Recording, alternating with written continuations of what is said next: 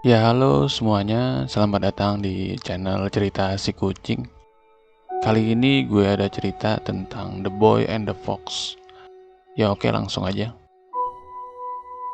Sebuah puri bergaya Art Deco masih saja berdiri dengan enggan di sebuah bukit terpencil yang dikelilingi oleh hutan pinus.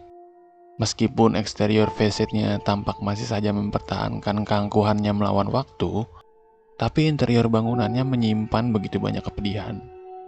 Banyak sekali kesaksian orang-orang yang terlibat langsung dengan rumah itu akan keganjilan-keganjilan yang terjadi, khususnya yang berhubungan dengan fenomena paranormal. Dan yang membedakan kasus Puri ini dibandingkan dengan yang lain adalah keunikan fenomena suara-suara dan manifestasi fisik inhuman yang tampak seperti sosok karakter kartun. Suatu ketika dulu, Puri itu adalah milik keluarga kaya sebuah perusahaan jewelry yang besar. Keluarga mereka adalah keluarga kecil yang hanya terdiri dari 3 orang, yaitu ayah, ibu, dan seorang anak tunggal. Pasangan suami istri itu pun begitu terhanyut dalam kesibukan. Dan kesibukannya sampai-sampai depresi yang anak mereka alami pun terus berjalan memburuk tanpa sepengetahuan mereka. Banyak yang berpendapat bahwa pengabaiannya lah yang pada akhirnya menewaskan anak itu. Anak itu menjalani kesehariannya untuk bertahan melawan kesepiannya. Dan satu-satunya yang membantunya dapat melakukan itu adalah sahabat imajinernya, Moshi the Box Fox, karakter animasi yang pernah muncul pada tahun 40-an. Karena kurang mendapatkan tanggapan positif dari publik, tak lama studio animasi pembuatan Moxie the Box Fox itu pun mengalami kebangkrutan dan disusul dengan insiden bunuh diri kreatornya.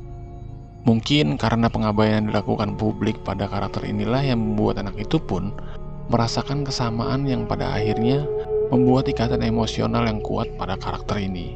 Kondisi anak itu jatuh drastis ketika kedua orang tuanya pun memutuskan untuk bercerai. Tak ada lagi bisikan harapan bagi anak itu.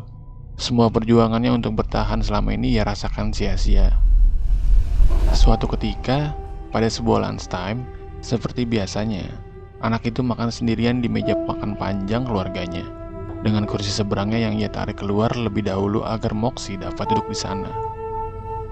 Anak itu hanya duduk mengamati stik di piringnya, diam-diam mendingin tanpa ia sentuh sama sekali. Anak itu mengambil pisau stik yang rancap di sisi kanan piringnya, lalu serta-merta menyobek nadi pada kedua pergelangan tangannya. Anehnya, cara serupa juga dilakukan kreator Moxie untuk mengakhiri hidupnya.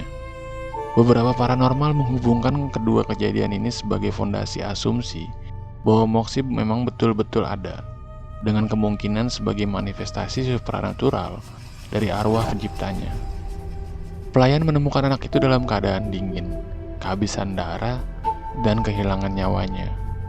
Setelah itu, secara gradual, semua mulai tak terelakkan. Stabilitas dan keseimbangan realita keluarga itu pun sirna beserta segala yang mereka miliki dan semua yang mereka sia-siakan. Hingga sampai saat ini, ada kalanya Moxie masih didapati berkeliaran di puri itu, seakan-akan berusaha mendapatkan perhatian dari orang-orang yang datang. Ya oke semuanya, thank you banget udah dengerin. Jangan lupa subscribe lah ya. Oke, dadah.